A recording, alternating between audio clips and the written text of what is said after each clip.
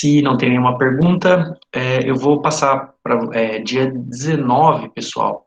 Na verdade, em abril completa não, sempre em abril tem jornadas pela reforma agrária no Brasil, que envolve toda essa população indígena, quilombolas e sem terras, na luta pela terra no Brasil, por causa do massacre de Adorado do Carajás, que aconteceu em abril. E aí, dia 19, vai acontecer, aliás, na verdade, 17, 18, 19, vai acontecer a jornada universitária pela reforma agrária, Jura. Estou fazendo parte da organização.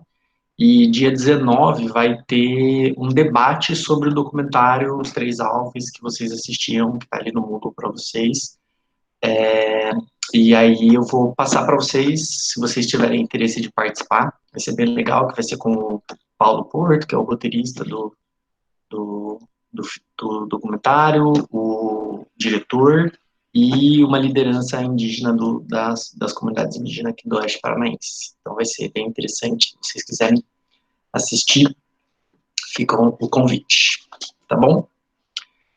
Bom, eu já vou começar então a falar sobre a nossa aula de hoje. A gente está indo para a reta final aí da nossa Geografia 2. Então,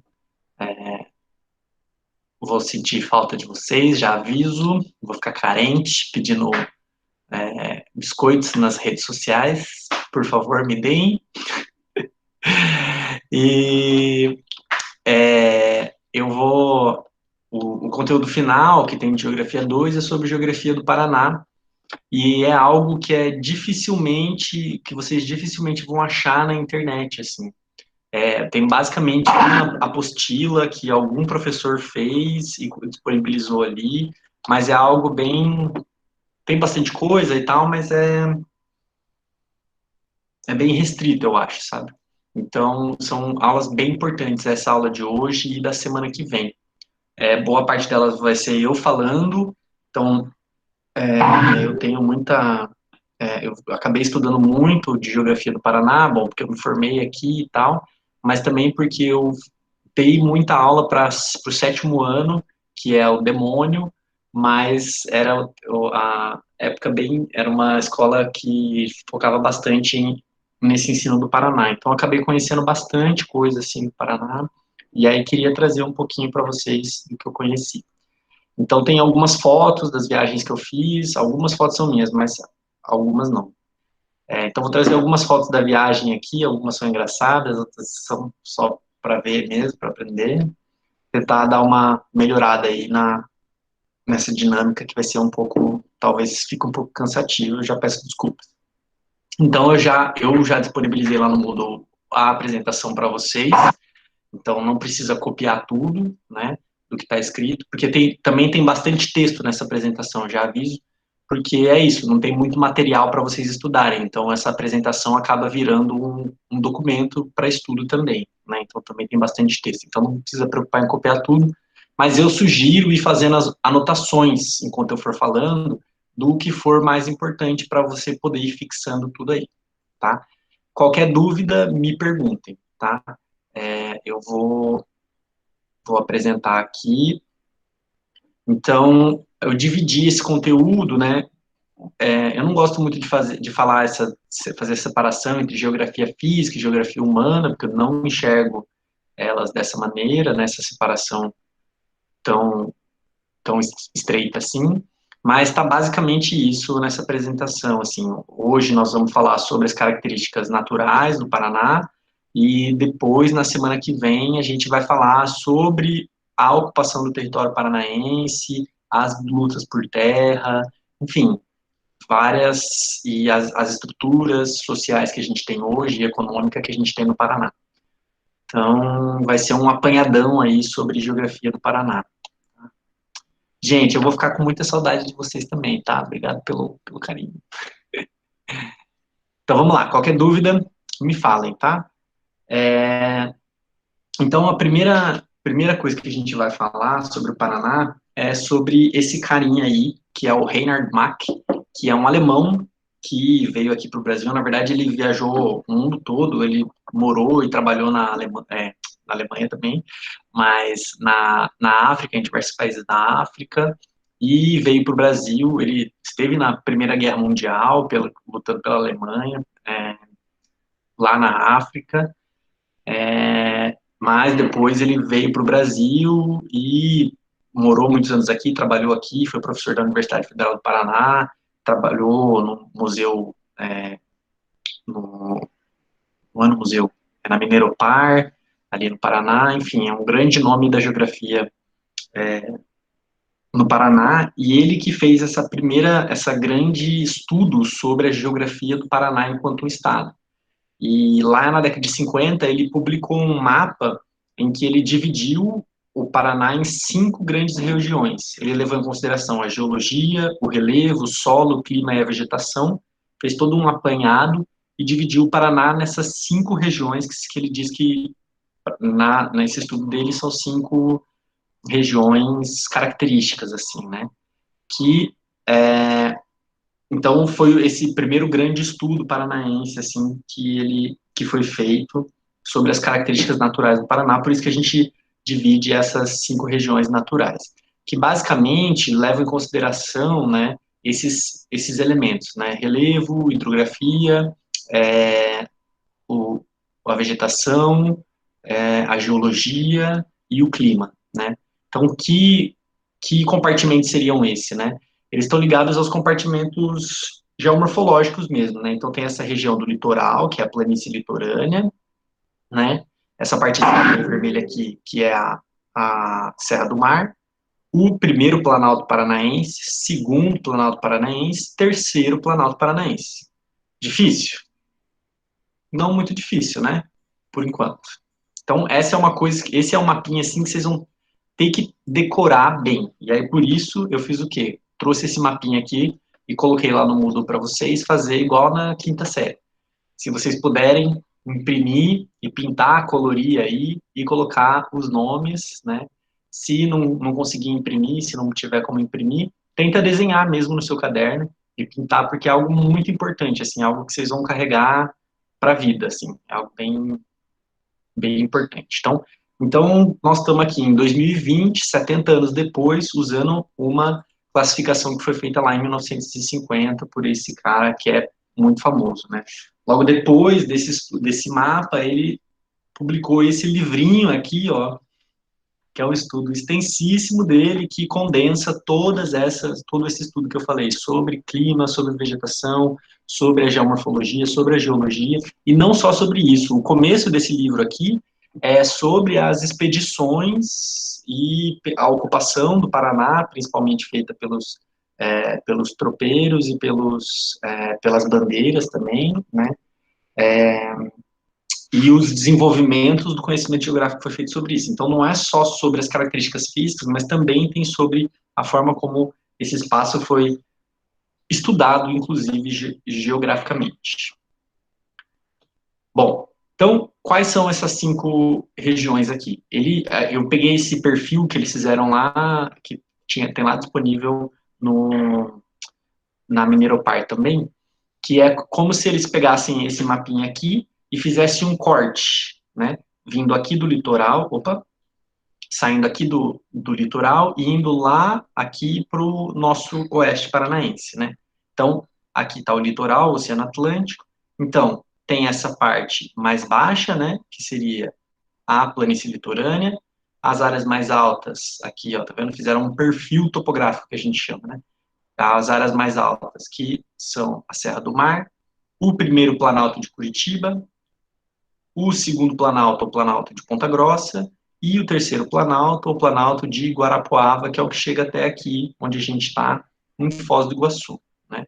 E aí, aqui tem a Serra de São Luís do Purunã, ou a Escarpa Devoniana, que separa o primeiro Planalto do segundo Planalto, e a Serra da Boa Esperança e Serra do Cadeado, que separam o segundo Planalto do terceiro Planalto. Não se preocupem, nós vamos falar sobre isso daqui a pouquinho, né? Repara, né? No Rio Iguaçu, que é onde tem as nossas cataratas aqui, lindas cataratas que a gente vê na TV, ou vê ali, né? O Rio Iguaçu nasce aqui na Serra do Mar. Então, ele nasce aqui na Serra do Mar, bem na região metropolitana de Curitiba, atravessa todo o estado e deságua aqui no Rio Paranazão. Isso é algo importante de perceber. Bom, geologicamente, esse é o mapa da geologia do Paraná, né? Aqui também tem um perfil, ó, tá vendo? Ó, fizeram um perfil como se fosse um corte, fosse um bolo, né? Fizesse um bolo do Paraná com o relevo do Paraná bonitinho e cortasse esse bolo aqui, né? E aí, então, tem o litoral, Serra do Mar, primeiro planalto, segundo planalto e terceiro planalto. Como vocês podem ver, ele é bastante diverso, né? Geologicamente, né? Tem formações diversas geologicamente. Eu vou tentar deixar um pouco fácil de perceber isso para vocês, tá? Porque não é tão fácil.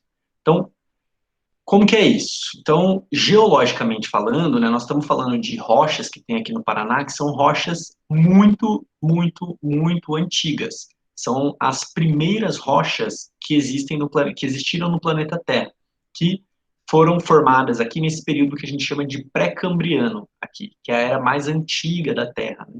Então, essa região aqui que a gente chama do escudo paranaense, que é toda essa região leste aqui do Paraná, então, principalmente na região do litoral, Serra do Mar, Primeiro Planalto e Segundo Planalto, nós temos esse escudo paranaense, que foi formado, então, por essas rochas, são rochas magmáticas, principalmente, ou metamórficas, ou seja, que vieram dessas formações tectônicas, né, e que se formaram primeiro. Então, forma esse chamado escudo paranaense.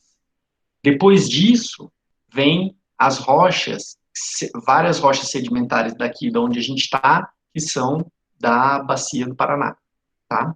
E depois, mais para frente ainda, a gente tem alguns outros sedimentos que são depositados, mas bem mais recentemente, tá vendo? Então, isso aqui é mais antigo, então próximo dos 4 bilhões de anos atrás, e tem sedimentos mais recentes, de 11 mil anos atrás, ou, enfim, são bem mais recentes, né?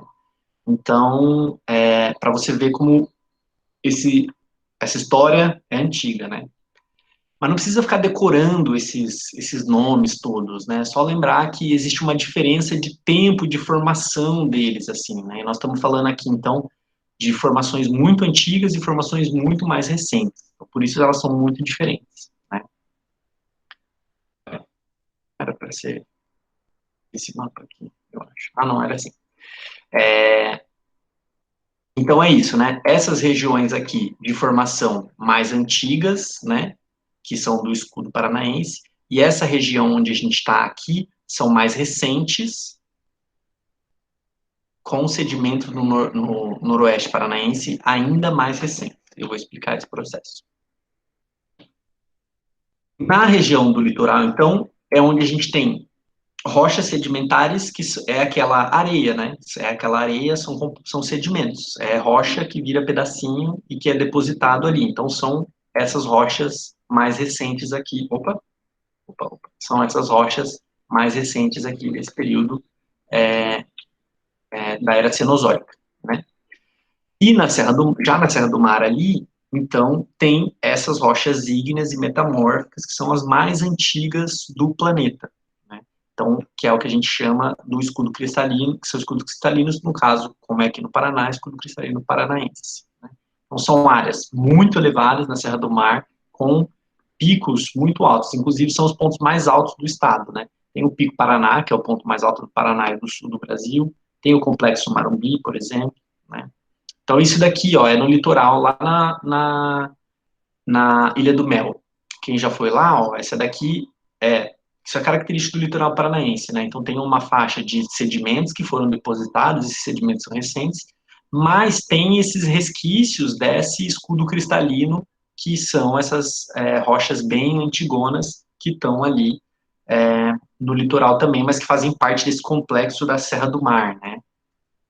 Então, esse daqui são os sedimentos depositados ali no litoral. Essas fotos aqui estão no lugar errado.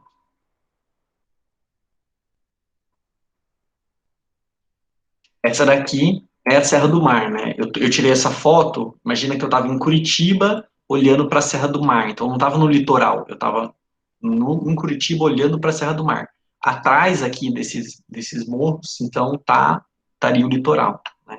Então, essa daqui, Serra do Mar, as regiões mais altas do Paraná, né?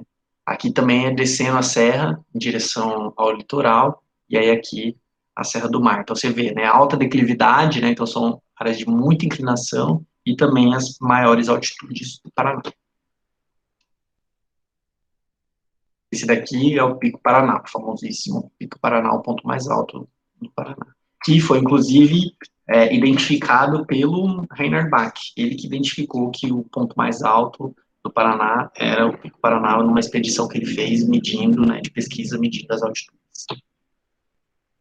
E aí tô eu lá, 50, 60 anos depois, subindo, mas não foi no Pico Paraná, foi no Complexo Marumbi, que são vários morros, né, um complexo de morros ali no Paraná. Aí lá, essa foto vai aparecer depois, eu vou explicar o porquê que eu tô com essa cara e por que ela tá aí. Dúvidas por enquanto? Se tiver dúvida, escreve aí que eu vou ver. Bom, já no primeiro Planalto, ali na região de Curitiba, ai, por que era para ter tirado esse daqui? O primeiro Planalto, ele já é uma região de já rochas, principalmente rochas sedimentares, né? Que são rochas, né? Que também tem rochas calcárias, e aí o calcário, não sei se vocês, acho que vocês devem ter estudado o calcário aí com talvez a Profimárcia, que é uma rocha que ela é solúvel, né? Então quando ela entra em contato com a água, ela dissolve, né? E aí tem umas formações que a gente chama de formação kárstica, ou formação do calcário, né? Que elas são criadas a partir desse contato da água. Então formam-se grutas, cavernas, que eu vou mostrar daqui a pouco para vocês, tá? O relevo, então, desse primeiro planalto, tem ondulações, né? Principalmente na parte mais norte ali do primeiro planalto, né? Tá. Essa Essa daqui são os relevos kársticos, né? Então, onde você tem o calcário, né? A água vai penetrando e vai dissolvendo o calcário e vai formando cavernas, estalactite, estalagmite, vai formando rios subterrâneos, né? E aí, eu vou mostrar para vocês, isso daqui não é no Paraná, mas é na mesma região ali do Vale do Ribeira, então é a mesma estrutura geológica, tá? Então, não é no território paranaense, mas é a mesma estrutura geológica, essas fotos que eu vou mostrar para vocês. Então, a água vai caindo, ó, vai pingando e vai derretendo, vai dissolvendo, não derretendo, na verdade, né? Dissolvendo essa rocha calcária. E aí vai formando, né, estruturas como as estalactites, né? Vai formando cavernas, né? E aí tem a ocorrência de estalactites como essa, né, que é a solidificação, a cristalização do calcário que está dentro daquela aguinha dele, que ela corroeu, vai formando esses rios subterrâneos aí que eu estava tentando passar com esse pedacinho de espaço que tinha, e forma até cachoeiras lá dentro, assim, né? E aí você imagina, se a água de uma cachoeira já é fria, imagina uma cachoeira dentro de uma gruta, de uma caverna. Era muito fria, então precisei de muita coragem para chegar ali. Então isso é característico do primeiro planalto, onde a gente tem essa ocorrência do karst, né? Que é essa estrutura geológica característica ali do primeiro planalto, né? É onde tem, então, a região Curitiba e sua região metropolitana, que nós vamos falar mais especificamente na semana que vem, né? Entre o primeiro planalto e o segundo planalto, a gente tem a escarpa devoniana. Escarpa é uma vertente, é um lado de uma montanha ou de um planalto, por exemplo, né? E aí tem esse nome de escarpa devoniana porque ela se formou no período devoniano. E o que aconteceu no período devoniano? Então, tiveram atividades tectônicas que fez com que essa parte que você está vendo aqui, que é mais alta, de fato subisse, e a parte que está para baixo caísse, né? Então, ela foi para baixo, então formando o que hoje é o primeiro planalto e o segundo planalto, né? Eles estavam no mesmo nível, assim, né? Mas com essa atividade tectônica, o segundo planalto subiu, ele ficou mais alto, formando essa área da escarpa. Então, quando você passa por Ponta Grossa, em direção a Curitiba, ou vindo de Irati em direção a Curitiba, você passa por essa, forma uma serrinha, né? Essa escarpa aqui, que é a escarpa devoniana, que é essa divisão entre o primeiro e o segundo planalto. Então, isso aqui é o primeiro planalto, e aqui em cima, o segundo planalto. Estamos em direção ao oeste, vindo aqui em direção para onde a gente está. Segundo planalto, ou a gente chama de planalto Ponta Grossa, ele é composto principalmente por rochas sedimentares, principalmente porque essa região já foi o fundo de um oceano. E aí eu vou explicar por que não era depois mais o fundo de um oceano. Então, como era o fundo de um oceano, o que tem ali é principalmente rochas sedimentares, principalmente o arenito. E aí já vou mostrar um. Né? É nesse lugar que a gente encontra a formação de Vila Velha e do Cânion de Guartelá, né? Que é essa... esse daqui é uma foto do segundo planalto, né? Então são pequenas ondulações que existem, né? E não sei se vocês estão vendo aqui, ó, que tem uma florestinha, né? Essa floresta é o que a gente chama de capão, que eu vou falar daqui a pouco para vocês, que é como se, como se fosse um bosque arredondado, assim, porque ele está bem nessas regiões dos leitos dos rios, né? E ao lado desses, de onde ficam essas florestas, né, tem esses campos gerais, que é a vegetação típica desse lugar, que eu vou falar para vocês daqui a pouco. Mas o relevo, então, ele é levemente ondulado, né, ele é relativamente plano, levemente ondulado, né, e tem a presença dos arenitos, né, essa daqui é a famosa taça lá do Parque Estadual de Vila Velha, né, então é um arenito que foi sendo erodido, né, pelo ar, principalmente aqui, formando essa estrutura que é a taça. Essa daqui é no Buraco do Padre, que é uma cachoeira que tem lá em Ponta Grossa também. E aí eu trouxe para vocês verem, olha só que interessante. Está vendo que você consegue ver umas linhas aqui, olha? Tá vendo? Como se fossem várias linhas horizontais. Isso daqui são linhas de depósito de sedimentos. Então, os sedimentos foram sendo depositados aqui. Isso que mostra que essa região era um fundo de mar. O movimento, né, dos mares foi depositando esses sedimentos aqui e deixando eles em camadas diferentes. E aí, hoje, como essa região está numa região mais alta e fora da água, né, está sofrendo o intemperismo, então está sendo erodida, formando, deixando mais visível essas separações entre essas camadas. Né. Então, aqui, o relevo, né, que mostra um pouco a paisagem do segundo Planalto Paranaense. Dúvidas, por enquanto? É difícil de respirar ali dentro, ali no buraco do padre?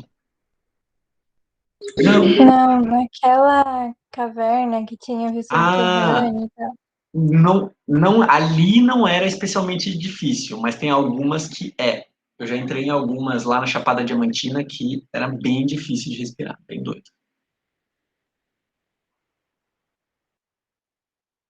Que mais? Já o terceiro planalto, que é o planalto em que a gente se encontra, é chamado de Planalto de Guarapuava. Por quê, professor? Porque Guarapuava é muito melhor que Foz do Iguaçu? Não pode ser o Planalto de Foz do Iguaçu. É porque a região de Guarapuava foi ocupada é, foi ocupada anteriormente, né, e tinha um papel estratégico importante. Foz do Iguaçu também, né, mas lá Guarapuava tinha uma centralidade muito grande, né, então por isso é chamado de Planalto de Guarapuava historicamente. Lá, então, qual que é a característica principal aqui do nosso terceiro planalto como um todo? Né? O terceiro planalto é composto também por rochas magmáticas, ou seja, que veio do magma, né? Ou a gente chama de rochas ígneas também, que ígnea vem de ignição, de fogo, né? Então, então tem esse nome, né, de rochas ígneas ou rochas magmáticas, só que elas são mais recentes do que aquelas primeiras que a gente estava falando lá. Não foram as primeiras que se formaram no planeta Terra, elas são muito mais recentes. E elas ocorreram quando Gondwana estava se separando. Então, você lembra quando a gente estudou lá que os continentes começaram a se separar, né? E quando isso aconteceu, foi então que começou a ter fissuras na superfície que existia aqui na Terra, quebras, né, rachaduras, e a partir dessas rachaduras foi surgindo magma. E esse magma foi se depositando, depositando, depositando, e foi se solidificando, formando essas rochas ígneas aqui em cima. E essas rochas, elas são, foi solidificando, foi formando essas rochas e foi pesando muito. Foi pesando tanto, tanto, tanto, que fez com que aquela região que estava mais à direita, né, mais a leste, subisse. Então, fez com que a região, por exemplo, do segundo planalto subisse e deixasse de ser, então, aquele fundo do mar. Deixa eu mostrar aqui. Ai, meu Deus. Onde que fica isso? Então, essa região aqui, ó, que é o Planalto de Ponta Grossa, que estava no fundo do mar, essa região aqui foi do derrame de basalto, né? Então, ele foi pesando, pesando, pesando e fez com que essa região toda aqui subisse. E aí, então, isso aqui deixou de ser um fundo do mar e passou a ser o que a gente hoje conhece como o segundo planalto. E aí, eu vou mostrar para vocês. Deixa eu mostrar isso aqui primeiro, está na ordem errada. Então, isso daqui, ó, é o que mostra esse empilhamento dos derrames basálticos, tá vendo? Veja se você consegue imaginar que é como se estivesse fazendo camadas de bolo, assim. Então, foi saindo o magma e foi formando camadas de bolo, assim, de rochas, né? Que são esses derrames de basalto aqui. Entre o segundo planalto e o terceiro planalto fica a Serra da Boa Esperança, né? Que é onde a gente tem esses morros, né? Que são característicos dessas serras, né? Quando a gente está indo daqui para lá para Guarapuava, na verdade para Curitiba, depois de Guarapuava, tem esse Morro do Chapéu aqui, e tem também o Morro dos Três Morros, essas três morrinhos, na verdade, né? Que é ali na região de Terra Rica, também aqui no Paraná.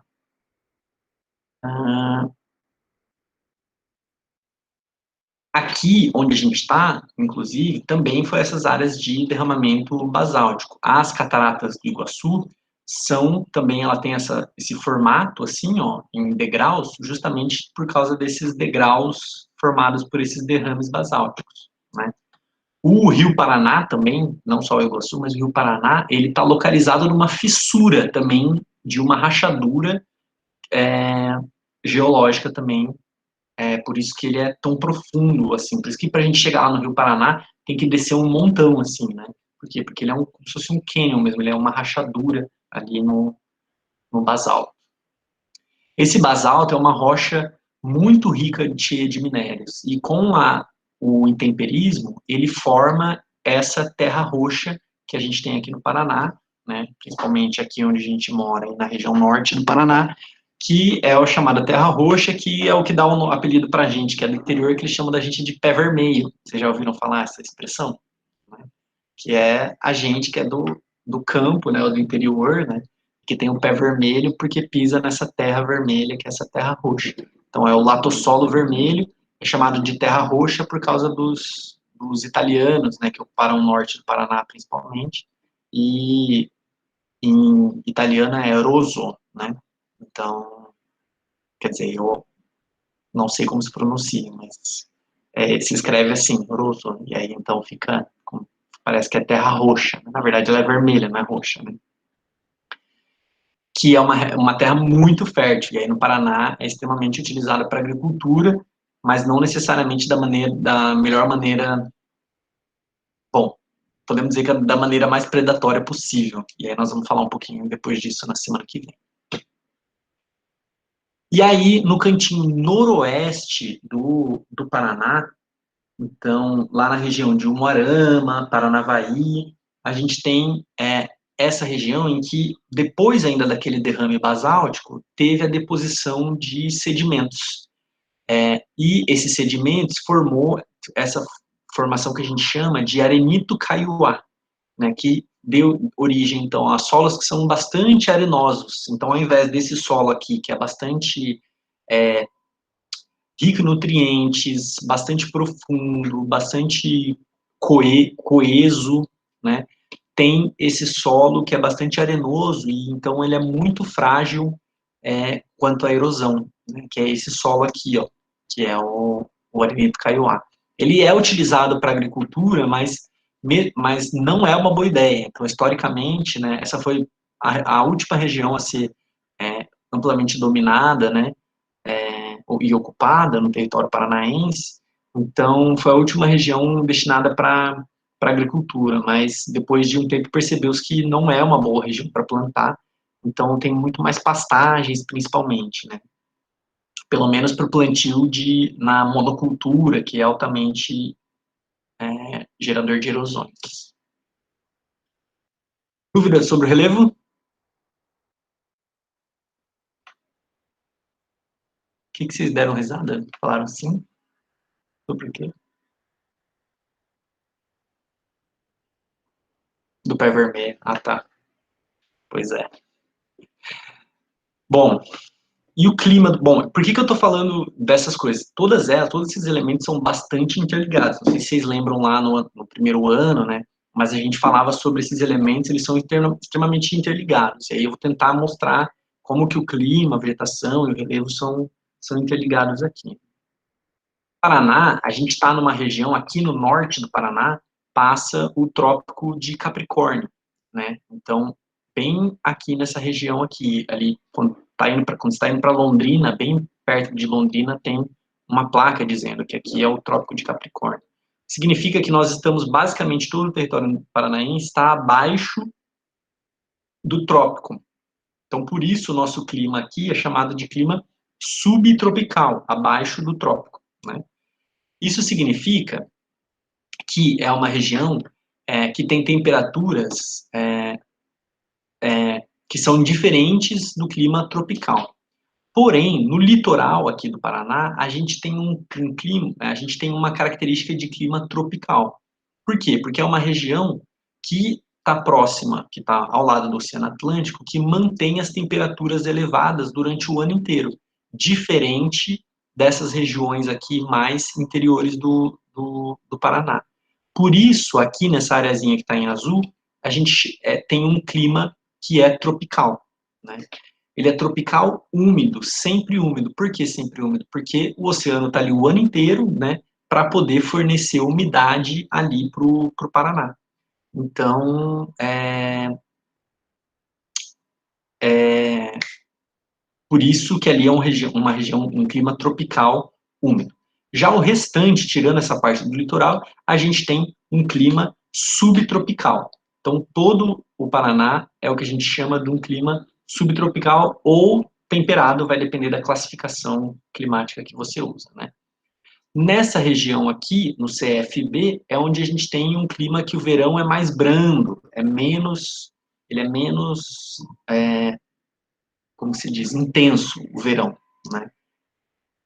E nessa região que está em laranjinha ou vermelhinho, não sei que cor que vocês veem aí, para mim é laranja, é uma região em que o verão é mais intenso e o inverno é menos rigoroso. Aqui, o inverno é mais rigoroso, então tem geadas muito frequentes no inverno e fortes. Já aqui o inverno mais brando, né?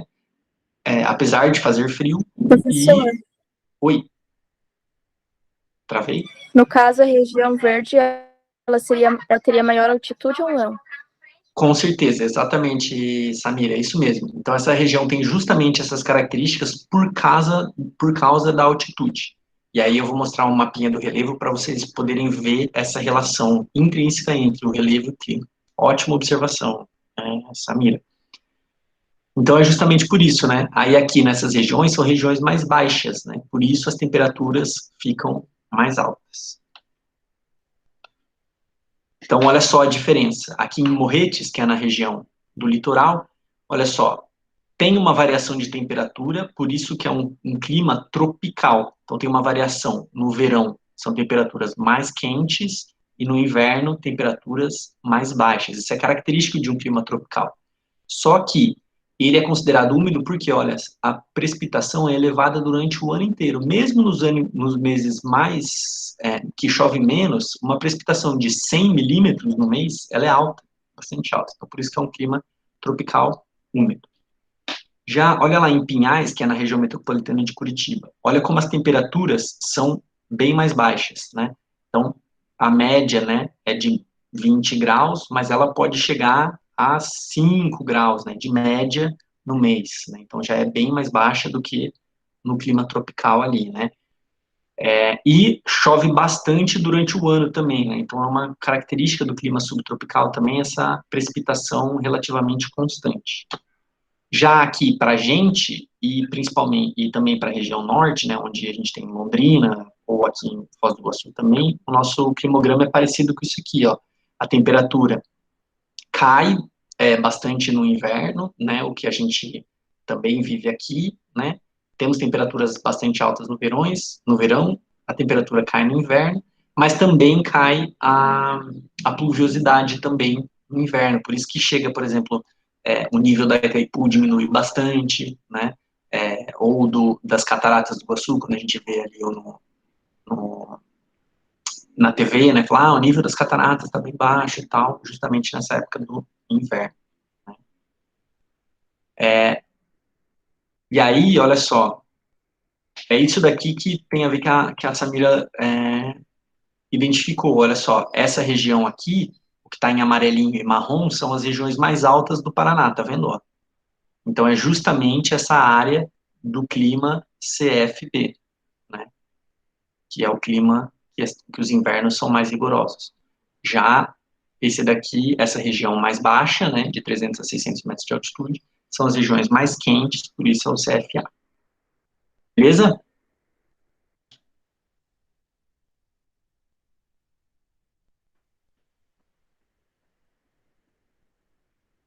Então, tá bom. A hidrografia do Paraná está diretamente ligada com o relevo do Paraná. Basicamente, nós temos duas regiões hidrográficas no Paraná. Né? Uma que vira, que os rios vão para o litoral, né? Os rios correm para o litoral, só que ela é só essa partezinha aqui, ó, porque aqui tem a Serra do Mar, e basicamente todo o resto vem aqui pro Rio Paraná, ou para o Rio Paranapanema, que depois vem para o Rio Paraná, né? Tem também os rios do Vale do Ribeira, que são esses daqui, que correm lá, então, para o estado de São Paulo. Né? As cavernas que eu falei fica aqui, ó, nessa região, bem aqui. Então, é essa mesma estrutura aqui do Rio das Cinzas, aqui no Vale do Ribeira. No Vale do Ribeira, não é no Rio das Cinzas, não. No Rio Ribeira mesmo. Então, quais são os principais rios paranaenses? Né? Então, a gente já falei lá no começo da aula do Rio Iguaçu, que ele nasce aqui na região metropolitana de Curitiba, lá na Serra do Mar, e atravessa o estado inteiro. Então, ele cruza a Escarpa Devoniana, ele cruza a Serra da Boa Esperança e atravessa o estado todo e deságua aqui na nossa Foz do Iguaçu, né? Deságua aqui no Rio Paraná. Além dele, quais são os rios bem importantes? Né? O Rio Tibagi, que ele nasce ali no Segundo Planalto e atravessa todo o Segundo Planalto, deságua no Rio Paranapanema. O Rio Ivaí, que ele atravessa todo o Terceiro Planalto e deságua no Rio Paraná. E o Rio Piquiri, que nasce aqui no Terceiro Planalto e deságua aqui no Rio Paraná. Então, olha só a relação, veja se você consegue ver como que esses rios esculpiram o relevo paranaense, ó. Então, essas áreas que a gente tem aqui, ó, são todas esculpidas pelo rio. Você não precisa do mapa de hidrografia para ver os rios. Pelo mapa de relevo você consegue ver. Ó, aqui está o rio Tibagi, o rio Ivaí, o rio Piquiri e o rio Iguaçu. Legal, né? Eu quase não gosto. Bom, o próximo aspecto que eu vou falar é a vegetação, que daí acho que vai resumir, vai entrar vai fechar esse ciclo de relações que existem entre vegetação, clima, relevo e etc. Né? Então, qual que é a vegetação nativa que a gente tem no Paraná? Ela é bastante diversa e ela é basicamente toda ela é característica da Mata Atlântica, do bioma da Mata Atlântica. Só que dentro do bioma da Mata Atlântica a gente tem diferentes tipos de vegetação. que é o que a gente vai falar agora, né? Então, quais são esses tipos de vegetação que a gente tem? Então, no litoral, a gente tem o que a gente chama de floresta ombrófila densa, que é a Mata Atlântica, né? A Mata Atlântica, ela é muito densa, porque a gente viu ali, né, que no litoral o clima é o quê? Muito quente e com muita precipitação durante o ano inteiro. Então, isso permite muita vida se desenvolver. Lembra sempre que água é sinônimo de vida, em todos os aspectos possíveis. Então, onde tem água disponível, tem muita vida. Então, é uma região de muita biodiversidade, ou era, pelo menos, né, a Mata Atlântica, de muita biodiversidade, né, com muitos fungos, muitos insetos, muitos diversos tipos de árvores, muitas plantas bromélias, que é o que a gente chama de epífitas, lianas, que são cipós, árvores muito densas, sempre verdes, não perdem suas folhas, porque é sempre quente e com muita umidade. Né? Então, isso é característica da floresta umbrófila densa. Né? Aí as fotos que eu queria mostrar para vocês é porque todas elas têm essa nuvem, essa névoa aqui, né? Que é essa umidade presente ali no ar, né? Então, para mostrar para vocês como é úmido esse lugar, né? E muito exuberante, né? Muito verde, bem exuberante de tanto verde. Isso é característico da Mata Atlântica, que ocupa principalmente a região do litoral e Serra do Mar. Né? Além da Mata Atlântica, no litoral, temos também esses dois tipos de vegetação que eu vou falar aqui, que é a restinga, que são essas vegetações gramíneas e aquelas árvores que são espalhadas assim, ó, para os lados, tipo cajueiro, por exemplo, que são características dessa região litorânea, né? Que são plantas que não são muito, que não precisam de muita profundidade de solo, né? Por causa da areia, ela é um solo muito arenoso, né? Muito recente também, então são plantas que são de menor estatura mesmo, são mais baixas, né? E também os manguezais, né, que são característicos de regiões tropicais também, que estão no encontro entre água doce e água salgada, né, e como é numa região de água, né, então o solo ele é instável, e aí então as plantas têm essas raízes que formam esses suportes para ela poder parar em pé. E tem também as raízes que saem do chão assim e vão pro ar, que são as raízes pneumatóforas, porque é por onde a planta respira. Então, mangue, que faz parte então dessa floresta tropical. Já no segundo planalto e em partes do terceiro planalto, nas regiões mais altas, a gente tem o predomínio da floresta ombrófila mista, que é diferente da floresta ombrófila densa. Ó. Aqui era a floresta ombrófila densa, aqui é a floresta ombrófila mista. Mista por quê? Porque junto com plantas da floresta densa, tem também pinheiros. Pinheiros são diferentes, são plantas, não sei se vocês vão lembrar das angiospermas e gimnospermas, são tipos diferentes de plantas lá em biologia. Vocês estudaram isso? Ou vão estudar, talvez? Os pinheiros são gimnospermas. Então, isso que faz essa diferença, por isso que ela chama mista, porque elas são muitas plantas gimnospermas com angiospermas. E a característica principal da floresta ombrófila, da araucária, é que ela se desenvolve em áreas que são mais frias. E as áreas que são mais frias no Paraná são as que estão acima de 400 metros de altitude. Por isso que não tem tanta araucária aqui onde a gente vive. Ah, professor, mas ali no IF tem araucária. Mas não tem um predomínio das araucárias. Né? Então, aqui, para você ter uma ideia, essa foto é de 1880 e pouco, lá no século XIX. Então, é um predomínio, e já tinha muita árvore sido desmatada, né? Mas dá uma olhada, isso aqui, ó, é uma pessoa. Tá vendo, ó? Imagina o tamanho dessa árvore. Eram araucárias muito antigas, muito grandes, e era uma vegetação muito exuberante. Nós vamos falar sobre isso na semana que vem. Então, nessas regiões que são mais altas, portanto mais frias, é onde a gente tem a predominância dessa vegetação, a floresta umbrófila mista. A floresta umbrófila mista, ela é associada a essa vegetação de campos. Tá vendo aqui, ó? Então, normalmente, a floresta umbrófila mista, inclusive se você olhar aqui, ó, a ocorrência dela, ó, tá vendo? Onde ocorre a floresta umbrófila mista, ocorre também os campos, que a gente chama aqui no Paraná de campos gerais, ou em alguns lugares, os campos de altitude, né? Que são essa vegetação gramínea, né? Que se desenvolve nessas regiões onde o relevo é mais, onde o solo ele não é tão profundo assim, né?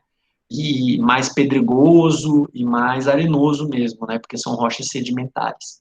As araucárias vão se desenvolver nos lugares onde os solos são mais profundos e mais úmidos. Por isso que forma esses capões aqui, ó, esses buracos onde tem o rio que passa e é onde o rio consegue formar um solo mais profundo. Então, as araucárias conseguem se desenvolver. Então, se desenvolve a araucária nos vales dos rios, mas nas áreas mais altas se desenvolve nos campos gerais. Então, a floresta de araucária é associada a essa vegetação dos campos, certo? Então, os dois coexistem, tá? São muito importantes um para o outro, a existência de um para o outro. Aqui é uma imagem desses campos gerais lá em São Luís do Purunã. Olha aqui, ó, tá vendo que tem a vegetação, que é de gramíneas e arbustiva, né? E olha só o solo, tá vendo? Aqui ó, já é direto a rocha. Então não tem um solo profundo, por isso que não são plantas muito grandes que conseguem se desenvolver, porque o solo não é muito profundo, é bastante pedregoso. Para você ter uma ideia dessa diferença, né? Essa daqui é a escarpa devoniana, né? Então olha só, o segundo planalto, essa região mais alta, com solo pouco profundo, então é onde tem os campos gerais. Né? Opa! Eu vou mostrar esse aqui primeiro, que é o próximo tipo de vegetação que eu vou falar, é a floresta estacional semidecidual. Meu Deus, professor, que, que palavrão é esse? Né? Estacional vem de estação, então tem a ver com a estação do ano. Semidecidual significa semi é meio ou parte, né? Decidual significa cair, decídua, descer, cair. Então significa que essa vegetação, essa floresta, é uma floresta que varia de acordo com a estação. Por quê? Porque uma parte da vegetação dela perde as folhas. Então, é o tipo de vegetação que a gente tem aqui em Foz do Iguaçu, predomina aqui em Foz do Iguaçu, inclusive esse aqui é uma foto do Parque Nacional do Iguaçu, né? Então, o que a gente consegue ver aqui, essa foto provavelmente é do verão, mas no outono e no inverno a gente consegue ver uma diferença na vegetação, porque parte dela perde as suas folhas, que é característico de uma vegetação já tropical, subtropical mesmo, né? Então ela perde essas folhas durante o inverno, né? Para poder se adaptar a essa época em que normalmente tem menos chuva, né? E essa vegetação se desenvolveu aqui, principalmente num período em que, naquela época em que se formou o arenito caiuá, aqui que a gente estava falando, foi uma época em que ficou mais seco essa região aqui do Paraná.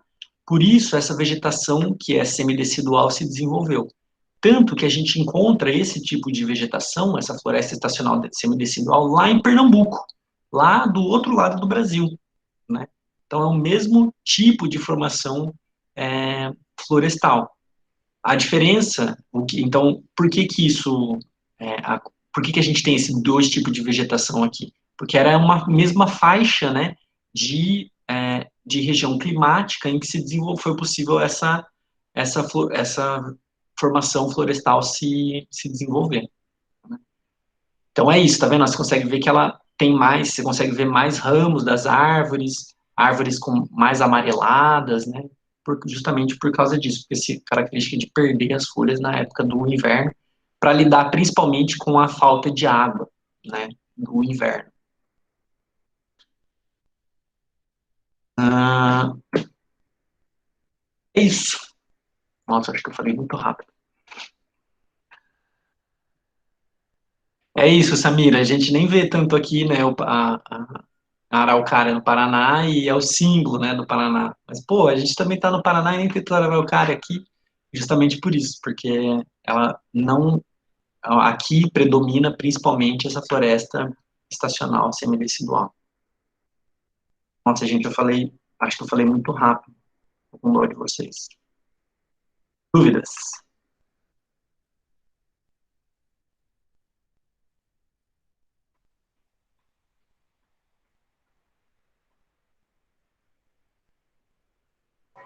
Professor, eu não tenho nenhuma dúvida quanto à aula, mas eu tenho dúvida quanto à continentalidade, sabe?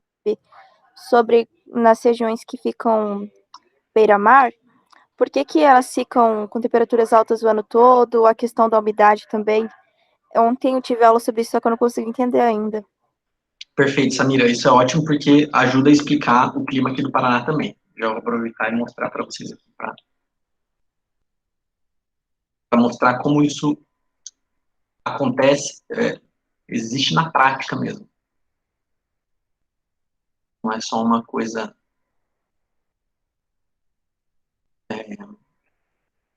da cabeça das pessoas. É, a, a maritimidade e a continentalidade é um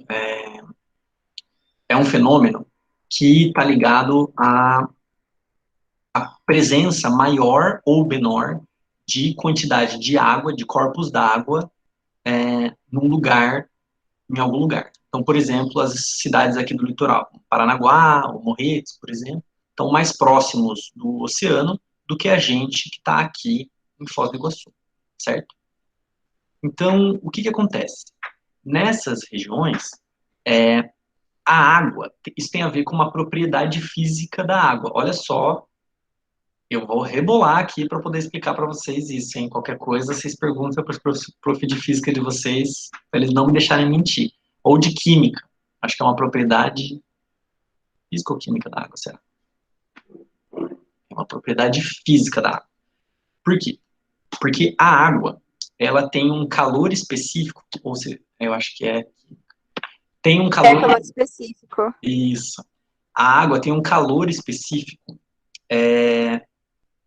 maior, o que significa que para ela esquentar ou esfriar, você precisa de mais quantidade de energia para isso acontecer. Então, ela precisa ou de mais energia para poder esquentar, ou de menos energia, ou de uma maior quantidade de energia para poder esfriar, sempre. Ela precisa perder essa grande quantidade ou ganhar essa grande quantidade de energia para esquentar ou esfriar. Então, isso faz com que ela tenha uma diferença em relação à Terra, então, ao continente. Então, o continente perde menos energia, aliás, perde energia muito mais rápido e ganha energia muito mais rápido. Então, ele esquenta muito mais rápido e resfria muito mais rápido. Já a água, não. Ela demora muito mais para esquentar e resfria muito mais devagar. Então, é tipo assim, deixa eu ver se eu consigo fazer um negócio. Sempre. Oxi,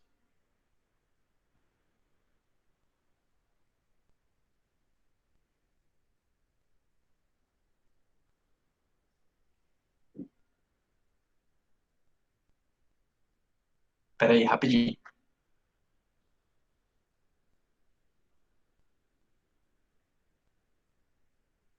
Hum,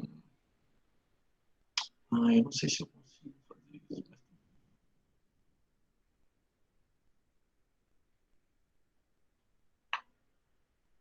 Eu achei que. Vê se vocês conseguem acessar esse link.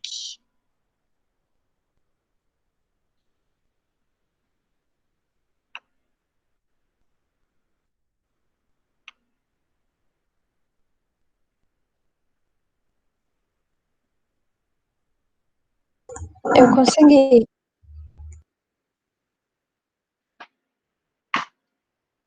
Fazer isso aqui no Gartic.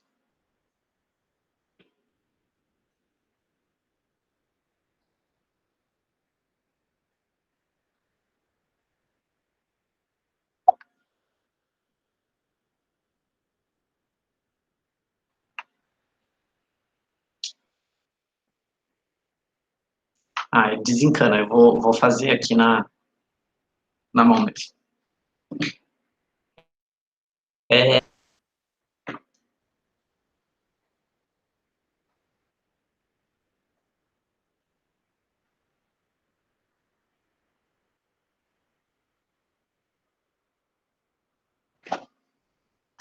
Então, tá aqui, ó.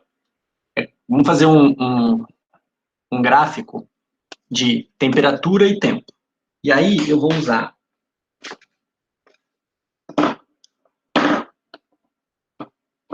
esse daqui para ir para o azulzinho para explicar o que acontece com a água. Então, a água, imagina que ela está numa determinada temperatura e aí começa o dia, ela começa a esquentar. Aí ela vai esquentando, esquentando, esquentando, esquentando, esquentando. Deu 6 horas, não tem mais sol, ela começa a esfriar. Vai esfriando, esfriando, esfriando, esfriando. Aí de madrugada, tal. Aí de manhã nasceu o sol de novo. Ela vai esquentando, esquentando, esquentando, até 6 horas que ela vai esfriando, esfriando, esfriando, esfriando. Certo? Então, ela fica mais ou menos assim. Aí, o continente, o que acontece com ele? Nasce o sol, ele esquenta, esquenta, esquenta, esquenta, esquenta, esquenta, esquenta. Chega o baixo sol, ele esfria, esfria, esfria, esfria, esfria, esfria. Esquenta, esquenta, esquenta, esquenta, esquenta. Depois esfria, esfria, esfria, esfria. Então, eles se comportam de maneira diferente. Aí, o que isso faz? Faz com que as temperaturas mais altas do continente e as mais baixas, ó, tem uma grande diferença entre um e outro, tá vendo? Ó? Tem uma maior amplitude térmica que a gente chama. Já o, a água, essa amplitude térmica é menor. Por quê? Porque ela demorou mais para esquentar e demorou mais para resfriar. Então, isso significa que ela, porque ela demora, então ela consegue reter mais o calor por mais tempo. Então, isso é a propriedade da água e do continente, certo? Então, isso acontece com a água e com o continente. Só que a camada de ar que está imediatamente em cima, ou seja, essa camada de ar que a gente está respirando aqui, ela é altamente influenciada tanto pela água quanto pelo continente que está perto. Então, isso vai fazer com que os lugares que estão mais próximos da água, a temperatura do ar vai sofrer influência pela água que está ali. E nos lugares que estão mais próximos dos continentes, o ar vai sofrer influência do continente que está ali. Então, as temperaturas de quem está próximo do oceano vão ser mais constantes ao longo do ano todo, porque, independente do verão ou do inverno, né, a água vai reter mais calor e vai poder ir transmitindo esse calor mesmo na época mais fria. E o contrário é a mesma coisa, né? Nas épocas mais quentes, a água vai absorvendo essa água porque ela está mais fria. É a mesma coisa, não sei se já entraram numa piscina, por exemplo, à noite, por exemplo. Apesar do tempo estar mais frio, você está sentindo o ar mais frio, a água está quentinha. Por quê? Porque a água vai demorar para esfriar. Né? Já a temperatura do ar não, né? Já resfriou, mas da água vai estar mais quente ainda. Não sei se deu para entender. Sim, eu entendi. Então, nas regiões litorâneas eu vou ter pouca amplitude térmica e mais para o interior eu vou ter maior amplitude. Perfeito. Isso ajuda a explicar um pouquinho também a diferença, né, das temperaturas no verão e no inverno aqui em Foz. Por isso que chega a 40 graus no verão e 0 graus no inverno. Né? Nós estamos no meio do continente, né? Se você olhar, ó,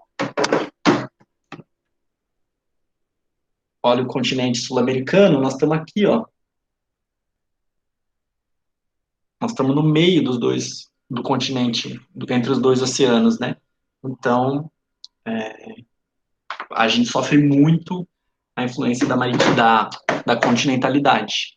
Então, por isso que a gente consegue Professor, grandes variações. Oi? isso valeria tipo para rios também, porque aqui em Foz do Iguaçu, no verão, eu quase morro de calor de manhã e à noite, porque à noite também fica quente. Meio que Vale, fica abafado, sabe? vale também para rios, com certeza. E aí, assim, aqui em Foz, a gente tem depois da construção da Itaipu, teve uma alteração, a gente chama isso de microclima, né? Que é uma alteração é, num espaço pequeno, né? Porque quando a gente está falando de clima, você viu, a gente estava falando do clima do Paraná como um todo, a gente fala do clima do Brasil, né? Uma grande área, né?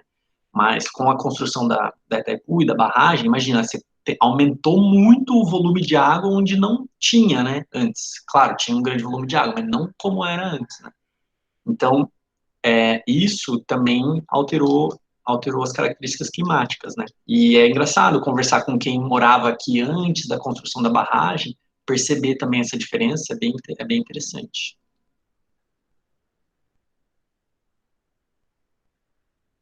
O que mais? Mais dúvidas ou curiosidades? Quem aí já viajou pelo Paraná, conheceu algumas dessas coisas que eu falei, já reparou em alguma dessas coisas? Ou vocês viajam olhando para o celular, que eu sei? Ano passado, para Curitiba, professor, eu praticamente ouvi tudo isso. Depois eu fui para o litoral também. Então, eu pude ver todas essas características do clima.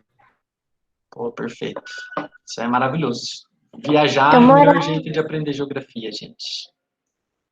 eu morava na região metropolitana, né, de Curitiba. Então, quando eu me mudei pra cá, deu uma diferença enorme. Tipo, até essa questão da temperatura aqui, porque aqui é exagerado de calor, de dia e de noite. Lá, tipo, se faz calor durante o dia, é bem mais ameno. E também à noite você já consegue ter esse clima mais fresquinho pra dormir, sabe? Isso pra mim foi uma diferença bem grande. Para mim também, Elise, foi uma diferença positiva, na verdade. Eu juro para você que a questão clima foi importante para eu sair de lá, de Curitiba. Porque é um céu que fica o céu o dia inteiro, por semanas, cinza. Você não consegue ver o sol. Gente, Ai, professor, mas esse calor, quem que aguenta? Eu sou a pessoa mais eu mal-humorada no calor, amo. Eu sério. posso ficar pingando assim, ó. Tô nem aí. Dormir no calor é terrível. É uma delícia lá quando tipo, faz um calorzinho assim, aí à noite você consegue dormir tranquilo, porque aqui você fica suando igual um É, porco, sei lá. É não, horrível, eu não gosto. não tem jeito, né? Realmente, cada um com seus gostos, né? Mas eu juro para você que a falta de sol para mim era um grande, grande problema. Então, para mim aqui eu tô no paraíso. Mas eu sei que é só doido mesmo que gosta desse calorzão. O que mais, minha gente? Dúvidas, curiosidades?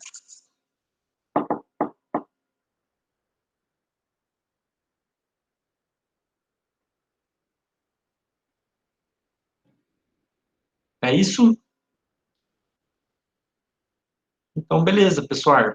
Professor, eu posso falar uma Oi, coisa? por Quando você favor. falou da chuva aqui em Foz, que a gente percebe o volume de água diminuindo mais no inverno, né?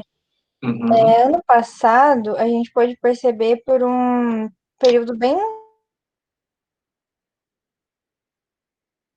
e várias regiões do estado teve racionamento de água, né? uhum. Tipo, realmente faltou. E por que que isso aconteceu assim? Tipo, por que que foi um ano diferente assim? Então, tem diversos estudos rolando, inclusive, né? Então, um deles é que o impacto das alterações climáticas tem aumentado, né? E o que as alterações climáticas fazem é levar os eventos ao extremo.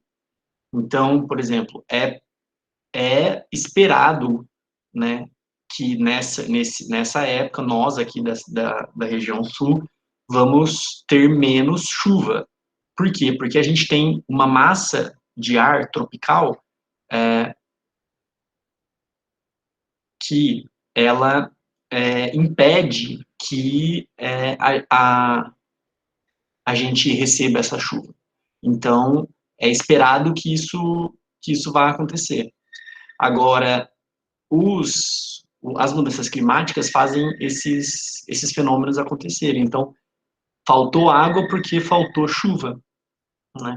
Então, o que os pesquisadores estão tentando provar é que isso é por causa dessas mudanças climáticas, né? Eventos, como que a gente fala? São eventos esporádicos, por exemplo, existem no clima, é comum, né, que você tenha um ano que que neve, por exemplo, um ano que chova menos ou mais. Isso é normal, né? A diferença é quando isso tem se tornado um padrão. Então, já há anos a gente vê que tem tido cada vez menos chuva, né? Então, isso indica uma mudança climática, né? Então, é isso que tem sido argumentado ultimamente, por exemplo. Diga, Samira. Professor, esses dias eu estava lendo essas notícias do Google, sabe? E daí apareceu que o aquecimento global pode retardar a próxima era glacial. O que isso tem a ver uma coisa com a outra? Tipo assim, é claro que aumenta a temperatura, mas o fenômeno da era glacial. Por exemplo, todas essas mudanças que eu estava falando para vocês aqui da formação dos relevos e daquilo, por exemplo, dos lugares do segundo planalto, que eram um fundo do mar, por exemplo, isso se transformou, tem a ver com essas mudanças da Terra e a formação dessas eras glaciais, né? Por exemplo, tem lugares ali do segundo planalto que era esse fundo de mar e tem outros lugares que não eram, por exemplo, né? Tem lugares que viraram não só por causa da tectônica de placas, mas também por causa do degelo dos momentos pós-eras glaciais, né? Então, isso impacta na transformação do planeta, né? E aí, então, o que que, o que que, o que que acontece? Acontece que a humanidade já passou por era glacial, né? Então, a gente já teve um período em que a gente conviveu junto com outros animais, por exemplo, os mamutes, né? No mesmo período, né? Então, a gente é diretamente impactado por essas mudanças que são naturais do planeta Terra.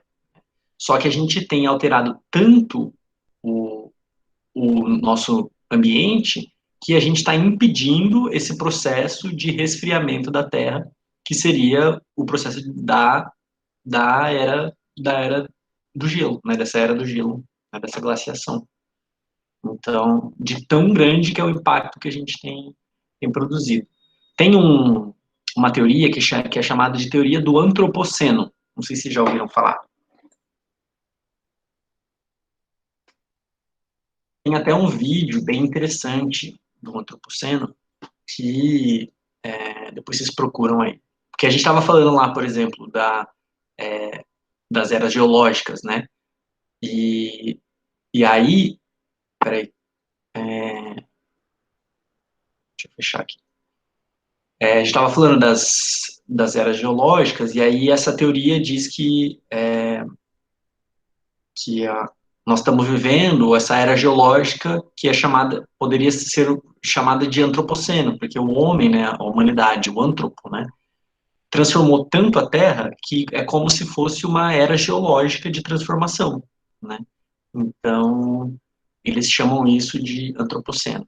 Alguns autores mais críticos dizem que talvez esse nome não deveria ser antropoceno, mas capitalistoceno, né? Porque as transformações começam a acontecer, principalmente essas de transformações de temperatura, estão diretamente ligadas à Revolução Industrial e ao surgimento do capitalismo industrial, que é onde se transforma, onde se aumenta cada vez mais a produção de riqueza e exploração também dos recursos naturais e do trabalho. Então, são algumas teorias aí, mas eu acho que essa do antropoceno é muito interessante porque tem a ver com isso, assim, nosso impacto na Terra é tão grande que pode ser considerada uma era geológica.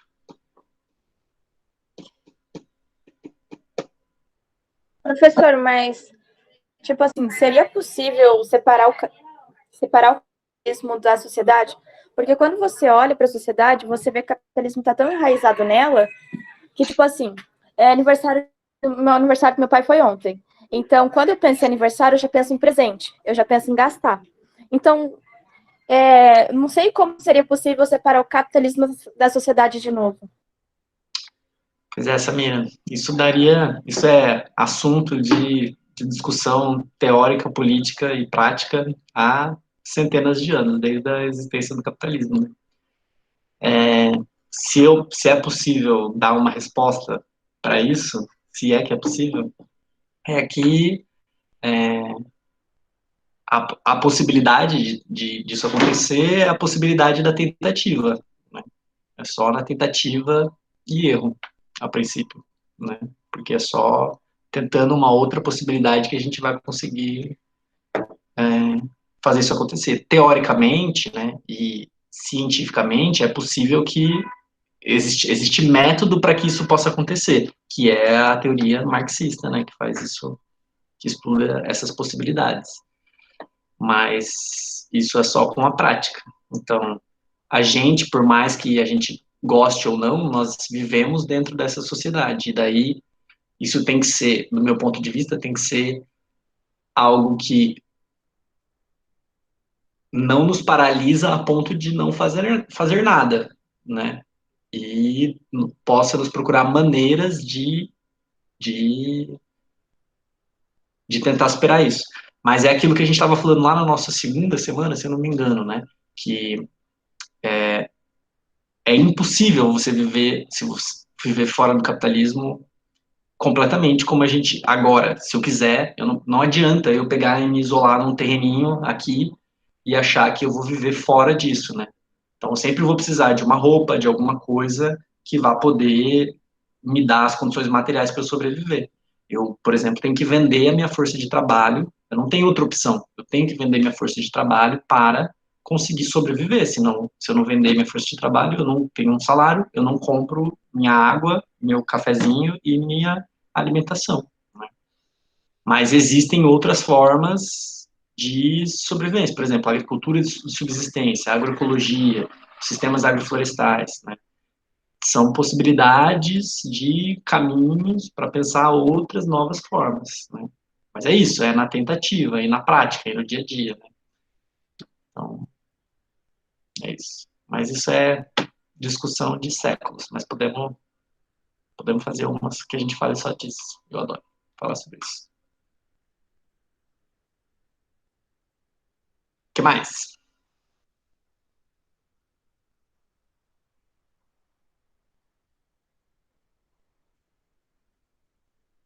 Bom, pessoal, a Mari, diga Mari.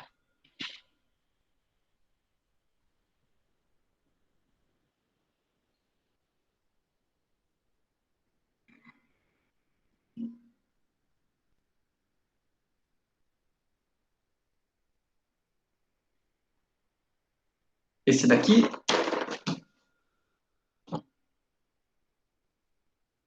do MAC,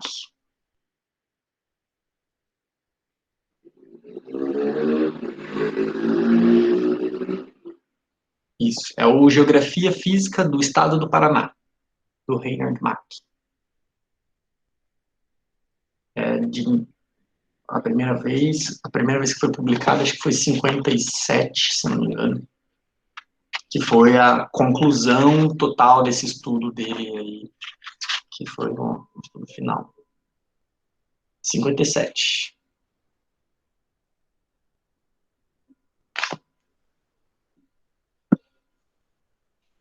Diga, Gabi.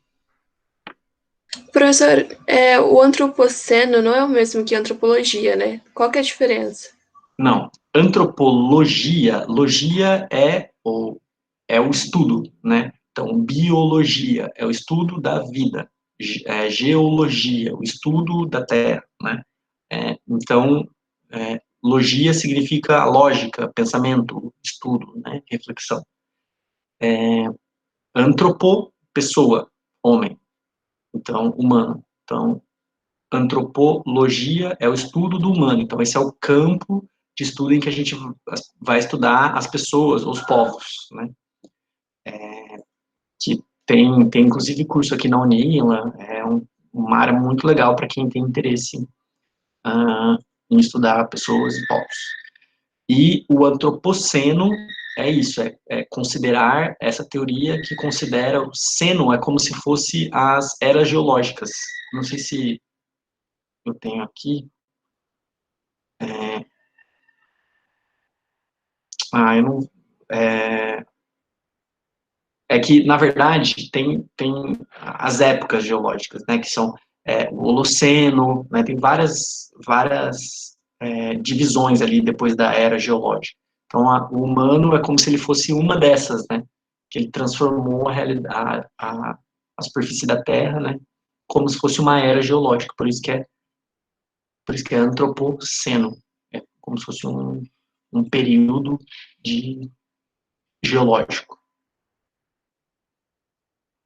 Período não, é uma época, se eu não me engano. Uma época geológica.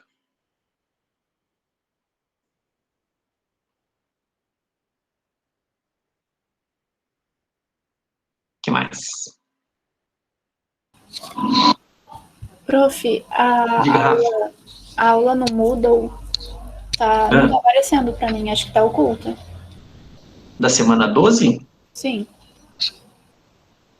Olha. Ou tá sem material, porque... É verdade, tá só até a semana 11 lá. Então deixa eu fazer isso já, peraí.